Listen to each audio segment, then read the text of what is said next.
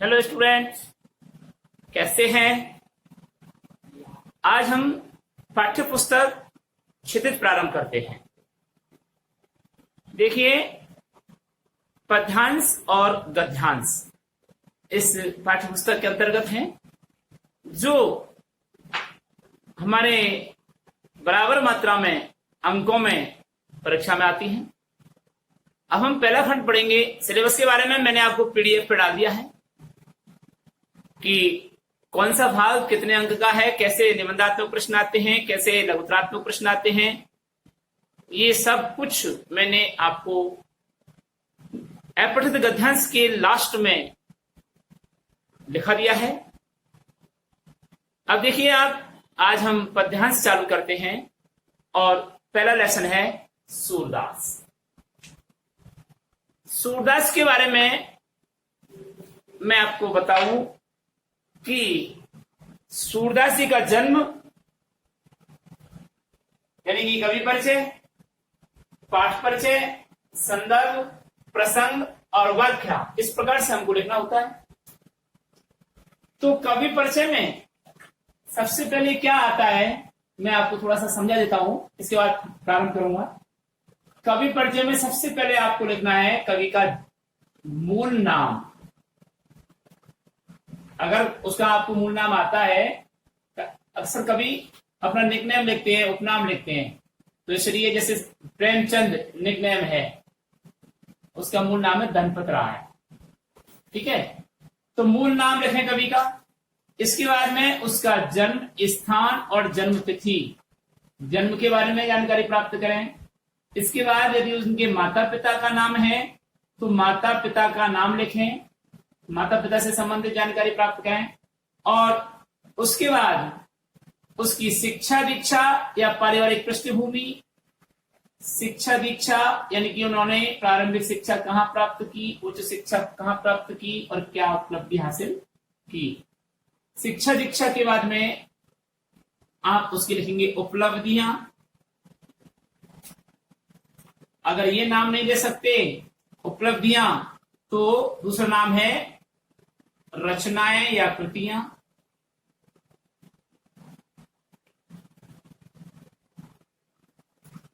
क्या क्या उन्होंने लिखा, रचनाएं या कृतियां क्या क्या रही। और उसके बाद में सामाजिक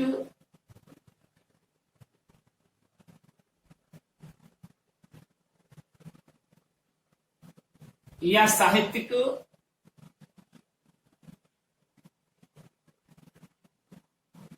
उपलब्धि, ये बिंदु जो होता है वो सीनियर स्तर पर लिखना होता है। अगर आपके पास होगा, आपके में जैसे सूरदास जी की सामाजिक उपलब्धि क्या थी, है ना, उन्होंने साहित्य में क्या क्या योगदान दिया, इनके बारे में लिखना होता है। आगे उपलब्धि के बाद में इन्होंने कौन कौन से पुरस्कार प्राप्त किए, है ना, ये उपलब्धियों में आएंगी। पुरस्कार कौन, ये उसमें क्या क्या उपलब्धि हासिल करी है। रचनाओं के बाद में उन्होंने पुरस्कार, कौन सी रचना पर कौन से पुरस्कार प्राप्त किया। और इसके बाद में आपको लिखना है उसका मृत्यु, जिसको हम दूसरे रूप में कहेंगे निर्वाण। इन 6-7 बिंदुओं के बारे में आपको कवि का सामान्य परिचय आता है, साहित्यिक परिचय नहीं आता। इसलिए साहित्यिक परिचय नहीं आने के कारण हम साहित्यिक योगदान नहीं लिखते। ठीक है,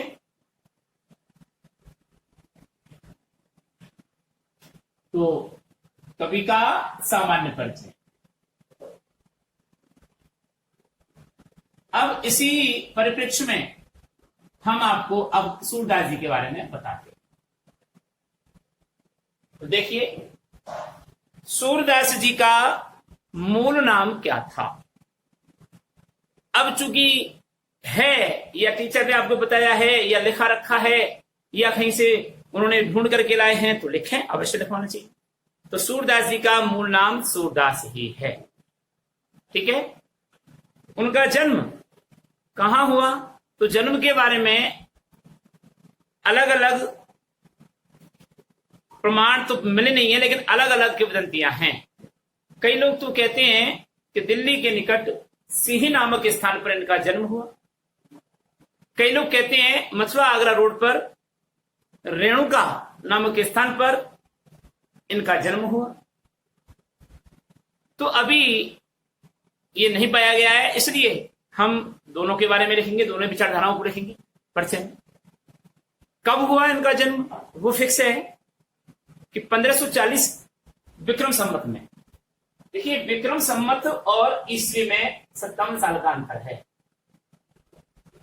विक्रम संवत ये हिंदू पंचांग के अनुसार, हिंदू पंचांग के अनुसार विक्रम संवत आता है। और विक्रम संवत राजा विक्रमादित्य के समय से प्रारंभ हुआ। जैसे अब है 2020, ठीक है, इसमें से 57 आगे घटा दीजिए, सॉरी 57 बढ़ा दीजिए, मतलब विक्रम संवत ईस्वी सदी से 57 वर्ष बड़ा है।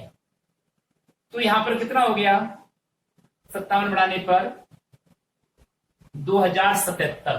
तो अब आप लिखेंगे जब भी कोई धर्म कर्म कार्य होता है, हवन आदि धार्मिक कर्म होते हैं, उसमें पंडित जी जो कहते हैं ना विक्रम संवत के बारे में, तो वो बोलेंगे 2077, विक्रम संवत 2077। और ईस्वी सदी,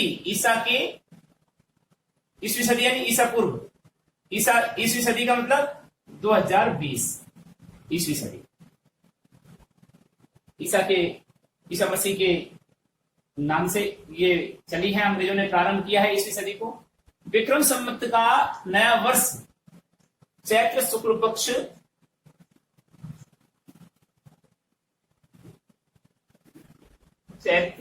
पक्ष पड़वा या एकम, जो कि हमारी कितने तारीख को थी, 21 अप्रैल को प्रारंभ हुआ था।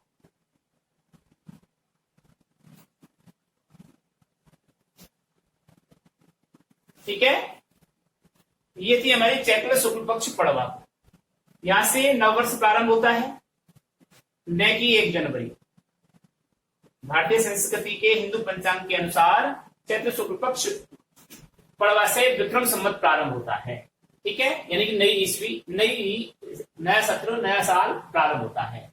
और ईस्वी सदी में 1 जनवरी से प्रारंभ होता है।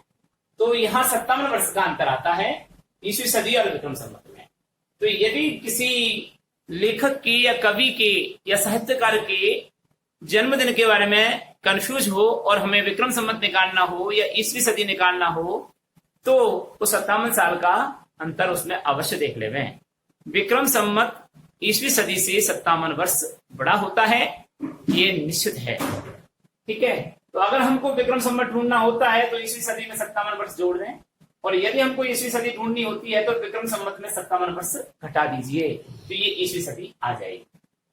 तो सूरदास जी का जन्म विक्रम संवत 1540 विक्रम संवत में हुआ था। ईस्वी सदी नहीं लिखेंगे इसके आगे। अब आपको ईस्वी सदी लिखनी है। मान लो किसी ने लिख दिया कि 1483, तो ये भी सही। क्यों? क्योंकि इसमें 57 जोड़ दो, तो 7 3 10 की 0, 8 5 13 14 और 1 15, 1540 हो गया। तो या तो ये लिखें और या ये लिखें। इसको लिखना है तो ईस्वी सदी, है ना, ये लिखें, ईस्वी लिखें,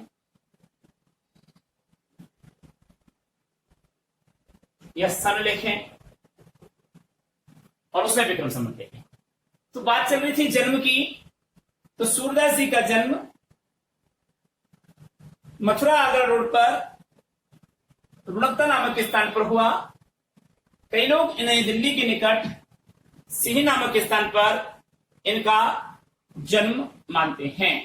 ठीक है, अब 6 वर्ष की अवस्था में इनको क्या मिला? वैराग्य प्राप्त हो गया। 6 वर्ष की अवस्था में ये संत प्रकृति के थे, ये दास्य भाव के थे। तो वैराग्य उनको 6 वर्ष की अवस्था में प्राप्त हुआ। इससे पूर्व हम पिता और माता के संदर्भ में आते हैं। माता का इनका नाम उल्लेख नहीं है, पिता का नाम उल्लेख पाया गया है कि इनके पिता का नाम रामदास था। क्या था? इनके पिता का नाम रामदास बताया जाता है। और इनकी शिक्षा दीक्षा कहां प्रारंभ हुई? 6 वर्ष की अवस्था में इन्होंने घर छोड़कर के वैराग्य धारण कर लिया और गुरु वल्लभाचार्य के संपर्क में आए। गुरु वल्लभाचार्य ने वल्लभ संप्रदाय में इन्हें दीक्षित करके अपना शिष्य बनाया और भजन कीर्तन करने के लिए इन्हें मथुरा भेज दिया। क्योंकि संगीत में इनकी अत्यधिक रुचि थी, भजन कीर्तन करने के लिए मथुरा के मंदिर में इन्हें नियुक्त कर दिया और तब से ये भजन कीर्तन किया करते थे। सूरदास जी के बारे में बताया गया है कि जन्मांध थे या बाद में अंधे हुए। तो इसके बारे में भी कई किंवदंतियां हैं, पुष्ट प्रमाण नहीं पाया गया है। लेकिन आपकी पाठ्य पुस्तक में जो एक पंक्ति आई है उसके आधार पर बताया गया है कि सूरदास जी जन्मांध नहीं थे। ये अपने पाप कर्मों के कारण या अपने कुदृष्टि के कारण इनको वह परिणाम भोगना पड़ा और बाद में अंधे हुए। कई लोग कहते हैं कि जन्मांध थे और जन्मांध होने के कारण वैराग्य प्रवृत्ति में भिक्षावृत्ति करने के लिए जा रहे थे कि एक अंधे कुएं में गिर गए, अर्थात एक कुएं में गिर गए, अंधकूप में, बिल्कुल सूखा कुआं था उसमें गिर गए और गिरने के कारण इनको दिखा नहीं इसलिए गिर गए। कई लोग ये भी कहते हैं कि वो अंधेरे में जा रहे थे तो कुएं में गिर गए, आंखें थी उसकी, लेकिन कुएं में गिरने के बाद वो अंधे हो गए और अंधे हो गए तो भगवत भक्ति में श्री कृष्ण की दास और सख्य भाव में लीन होने के कारण श्री कृष्ण की कृपा दृष्टि से उनको कृष्ण के दर्शन हुए कुएं में और श्री कृष्ण ने उनको आंखें दी। लेकिन उन्होंने यह कहते हुए कि प्रभु इन आंखों ने जिन ईश्वर के साक्षात दर्शन कर लिए, भला ये आंखें अब और कुछ नहीं देखना चाहती, सांसारिक विषय वासनाओं में लिप्त नहीं रहना चाहती, इसलिए मुझे अंधा ही रहने दो। तो ऐसा भी कहीं लिखा हुआ है, लेकिन पुष्ट प्रमाण नहीं मिलता कि ये जन्मांध थे या बाद में अंधे हुए। तो हमको सारे दृष्टांत देखने पड़ेंगे कि ये जन्मांध थे। इसके प्रमाण में लोग कहते हैं कि जन्म से अंधे होने के कारण, कुएं में गिरने के बाद ईश्वर भक्ति में लीन रहने के कारण श्री कृष्ण के साक्षात दर्शन हुए और श्री कृष्ण ने इन्हें नेत्र चक्षु दिए और लेकिन इन्होंने श्री कृष्ण के दर्शन करने के उपरांत मना कर दिया कि प्रभु मुझे जिन आंखों ने श्री कृष्ण के साक्षात दर्शन कर लिए, भला अब उनको और क्या चाहिए, मुझे कुछ नहीं चाहिए, अब इन आंखों को नहीं चाहिए, क्योंकि ये विषय वासना में लिप्त रहकर पाप का भागी बनेंगी। और उन्होंने आंखें लेने से मना कर दिया। और दूसरा आपको ये दृष्टांत भी देना होगा कि ये जन्मांध नहीं थे, क्योंकि ये भिक्षा प्रवृत्ति में लीन थे। ये वल्लभ संप्रदाय के अनुसार 8 घरों में ही भिक्षावृत्ति, 7 घरों में ही भिक्षा लिया करते थे और 7 घरों में से जितनी भिक्षा मिलती थी वे उसी भिक्षा से अपनी दिन भर की जीवन वृत्ति चलाया करते थे। एक दिन स्थिति ऐसी उत्पन्न हुई कि 6 घरों में भीख नहीं मिली, 7वें घर में वह पहुंचे तो उस घर में पकवान बन रहे थे। सद्भावी गृहिणी जब उसको पकवान लेकर के उनके पास आई तो उनकी कुचेष्टा दूषित हो गई, यथार्थ चेष्टा दूषित हो गई और उन्हें उस सुंदरी को वह कुदृष्टि से देखने लगे। निरंतर भाव से देखते रहे और भिक्षा देकर के वह सुंदरी अंदर चली गई। तदुपरांत भी वह उसी स्थान पर खड़े हुए उसी द्वार को देखते रहे। उस समय पश्चात वह युवती जब बाहर आई तो उसने देखा कि वह भिक्षुक वहीं खड़ा हुआ है, तो उन्होंने कहा कि और क्या चाहिए तुम्हें। फिर उनको होश आया और अपने में आए कि मैं भगवत भक्ति से विलग होकर के, भगवत भक्ति से दूर होकर के और ये मैंने क्या चेष्टा कर डाली, और अपने आप को पाप का भागी मान करके पश्चाताप के आग में जलने लगे। तब उन्होंने कहा कि हे युक्ति, मुझे एक बच्चा और दे दीजिए। युवती ने कहा, बोला क्या, पता नहीं क्या चाहिए। उसने कहा, कहो बाबा और क्या चाहिए, कि मुझे 2 सुई लेकर के आओ। अब सुई से तो कई काम होते हैं, कपड़े भी सिले जाते हैं, कांटे भी निकाले जाते हैं। तो उन्होंने सोचा होगा गरीब है, सुई की आवश्यकता होगी। वह 2 सुई लेकर के अंदर से आई और सुई लेकर के जाने लगी। तो उन्होंने रोका कि अभी रुकिए, कि और क्या चाहिए, कि नहीं, इन आंखों ने तुम्हें गलत दृष्टि से देखा। जो भगवान की भक्ति में लीन हुआ करती थी, इन आंखों ने तुम्हें गलत दृष्टि से देखा था, इसलिए अब इन्हें जिंदा रहने का कोई अधिकार नहीं है। यही मेरा पश्चाताप होगा। और उस सुंदरी के सामने ही उसने वो दोनों सुई अपनी आंखों में डाल दी और वह हमेशा के लिए अंधे हो गए। इस पश्चाताप पर कहा जाता है श्री कृष्ण प्रसन्न हुए उनकी भक्ति भावना पर और उनको साक्षात दर्शन दिए और कहने लगे कि अब तुम आंखें ले सकते हो। लेकिन फिर भी उन्होंने मना किया और कहा कि नहीं प्रभु, मुझे इन आंखों की आवश्यकता अब नहीं है। जब आपके दर्शन हो गए तो अब ये आंखें पवित्र हो गई। अब अंधा और आंखों सहित होने से मुझे कोई मतलब नहीं है। मैं दोबारा ऐसे पाप का भागी नहीं बनना चाहता, इसलिए मैं अंधा ही सही हूं। तब भगवान ने उन्हें दिव्य चक्षु दिए और दिव्य चक्षु को ज्ञान चक्षु के रूप में उन्हें प्रदान करते हुए उन्होंने उनको वरदान दिया, ऐसा कहा जाता है। तो ये जन्मांध थे या जन्म के बाद अंधे हुए, दोनों ही कथाएं इसके बारे में कही जाती हैं। अब आता है इनकी उपलब्धियां, यानी कि रचनाएं क्या है, इनकी कृतियां और रचनाएं। तो सूरदास जी ने 3 रचनाएं लिखी हैं अपने जीवन में, और वह है सूर सागर,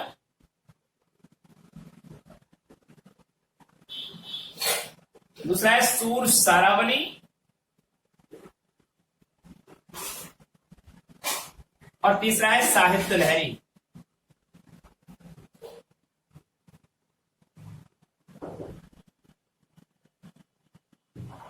ठीक है, इनकी शिक्षा दीक्षा के बारे में बता दिया कि इन्होंने वल्लभाचार्य से वल्लभ संप्रदाय में शिक्षा ग्रहण की और भगवत भक्ति की दीक्षा प्राप्त की।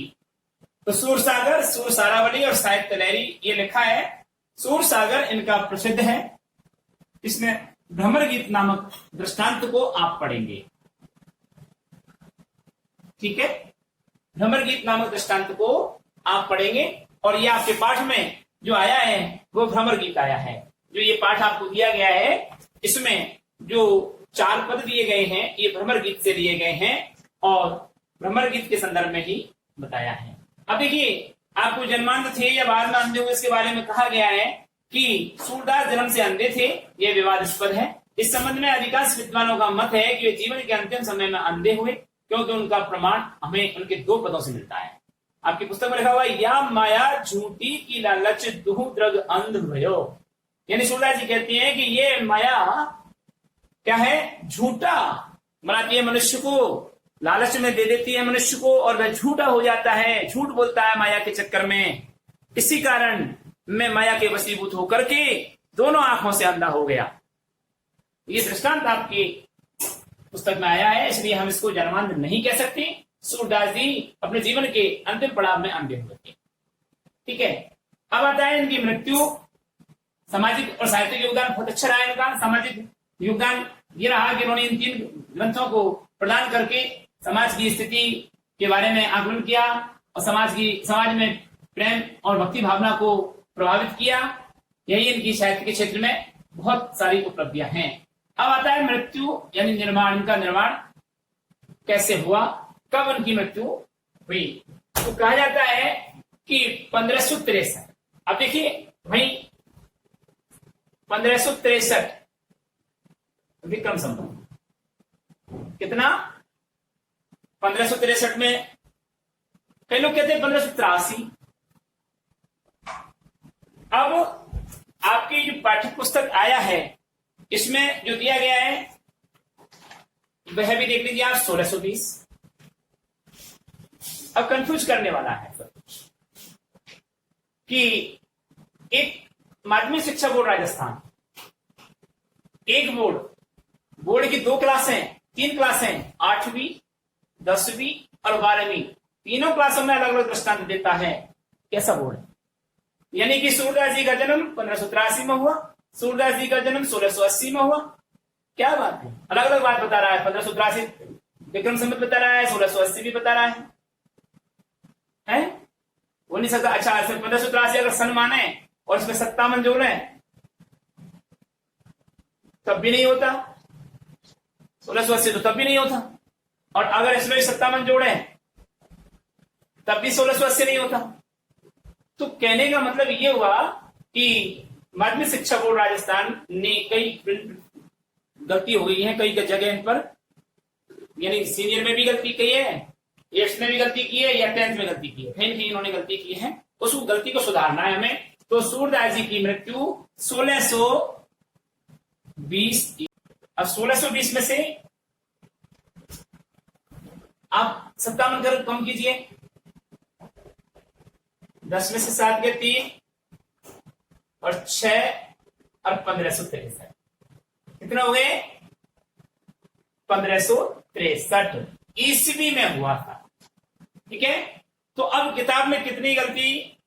किताब में 1620 ही है, अपनी 10वीं क्लास की किताब में सही है, और ईस्वी जो सदी देखेंगे हम तो 1563 ईस्वी सदी देखेंगे। ठीक है, क्यों कि 1620 प्लस 57, 1620 में से 57 घटा दीजिए, विक्रम संवत में से घटाने पर सन आ जाता है, और विक्रम संवत में 57 जोड़ने से ईस्वी आ जाती है। ठीक है, तो इस तरीके से। तो अब हम देखेंगे कि सूरदास जी की मृत्यु कहां हुई? पारसोली के निकट सन 1563 ईस्वी में, या विक्रम संवत 1620 में इनकी मृत्यु हुई। इस प्रकार से आप ये कवि का परिचय लिखेंगे। तो लिखिए कवि का सामान्य परिचय।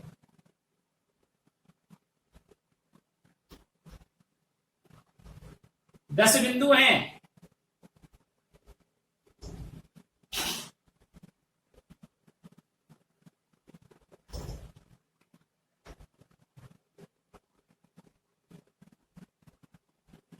पहला बिंदु,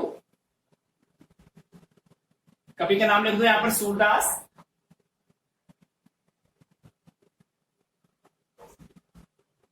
पहला बिंदु देखिए, या पहला बिंदु क्या मतलब? तीर का निशान, जन्म। कवि सूरदास जी का जन्म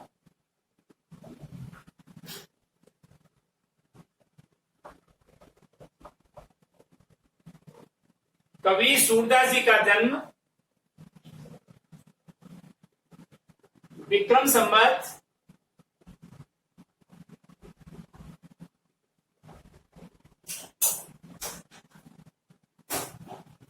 1540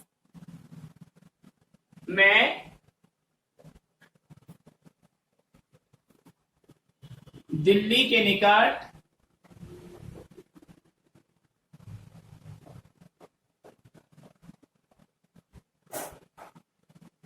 दिल्ली के निकट तो किसी किधर क्या है अपन लिखेंगे। कवि सूरदास जी का जन्म विक्रम संवत 1540 ईस्वी में रेणुका क्षेत्र या रुणकता, रेणुका का दूसरा नाम कहते हैं रुणकता नामक स्थान पर हुआ।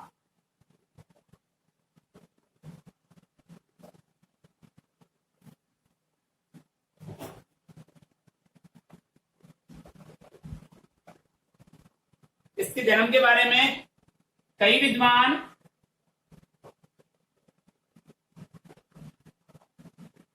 इनका जन्म स्थान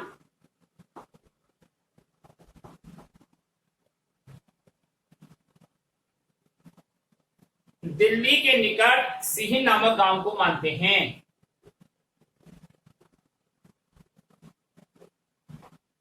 दिल्ली के निकट सिही नामक गांव को मानते हैं।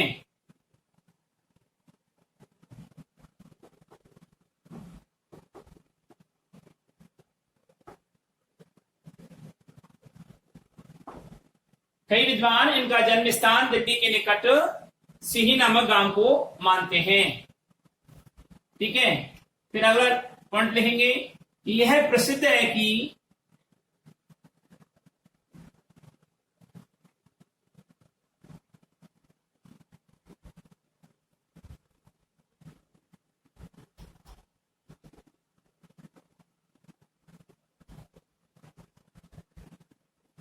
यह प्रसिद्ध है कि वे 6 वर्ष की आयु में, वे कौन, सूरदास जी कह रहे हैं, वे 6 वर्ष की आयु में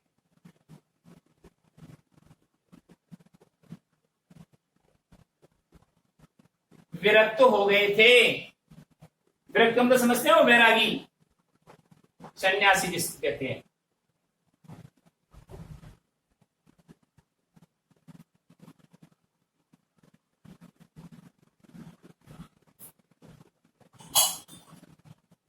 तो यह प्रसिद्ध है कि वे 6 वर्ष की आयु में ही क्या हो गए थे, विरक्त हो गए थे।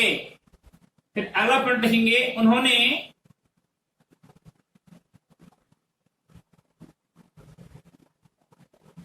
मथुरा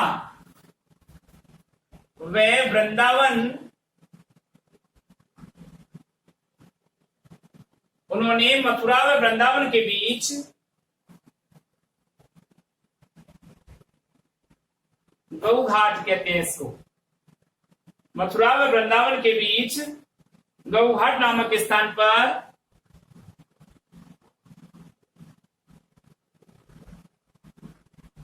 गौ घाट नामक स्थान पर अपना निवास बना लिया था।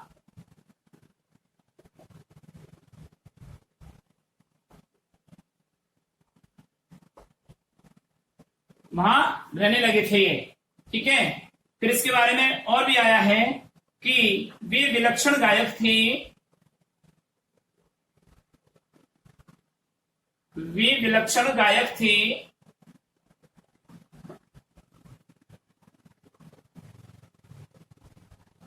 उनकी ख्याति शीघ्र ही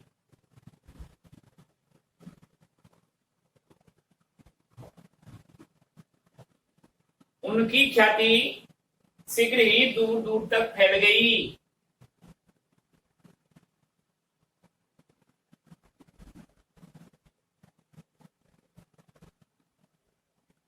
दूर दूर तक फैल गई।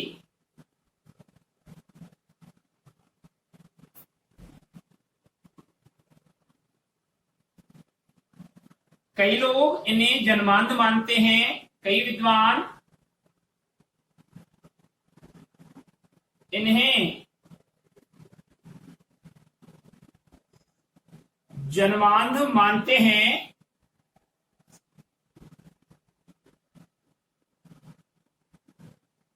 तो कई विद्वान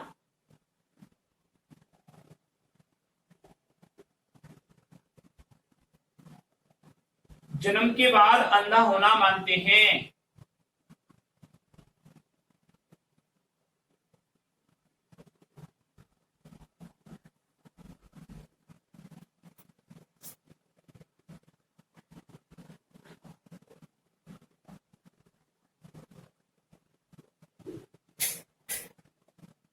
किंतु ये सब प्रमाणिक नहीं है, किंतु ये सब अप्रमाणिक हैं।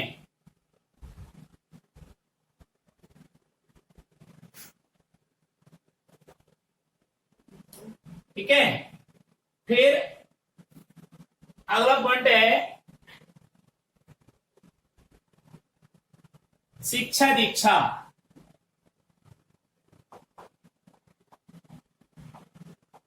अभी मैंने बताया आपको कि वल्लभ संप्रदाय में वल्लभाचार्य के निकट इन्होंने शिक्षा प्राप्त की। तो सूरदास जी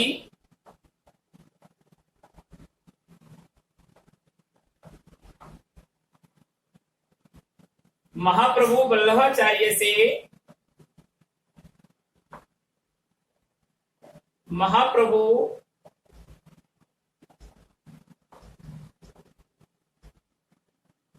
वल्लभाचार्य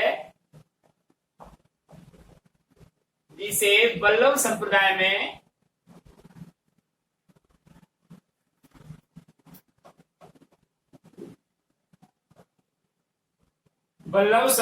में दीक्षा लेकर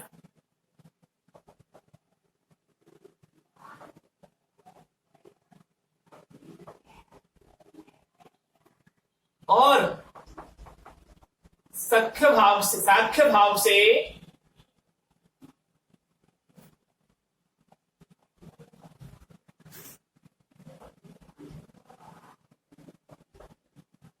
दास्य भाव से साख्य भाव में दीक्षित हुए।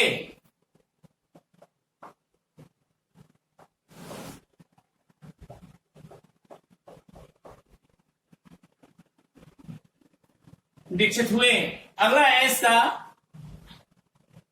शिक्षा दीक्षा के बाद में रचनाएं।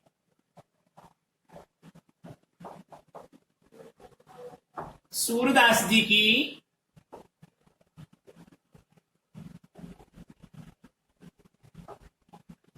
निम्न 3 रचनाएं हैं।